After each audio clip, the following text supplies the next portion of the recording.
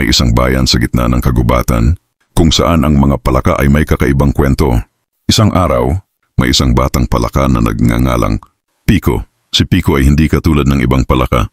Siya ay may pangarap na makakita ng mundo sa labas ng kanyang lawa. Ngunit may isang alamat na nagsasabi na ang sinumang palaka na lalabas sa lawa ay mawawalan ng kanyang tinig.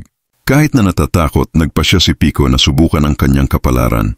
Habang siya ay naglalakad, nakatagpo siya ng iba't ibang mga hayop. Ang masayahing kuneho, ang matalinong pagong at ang mapanlikhang ibon. Bawat isa sa kanila ay nagbigay kay Pico ng aral tungkol sa buhay at sa tapang.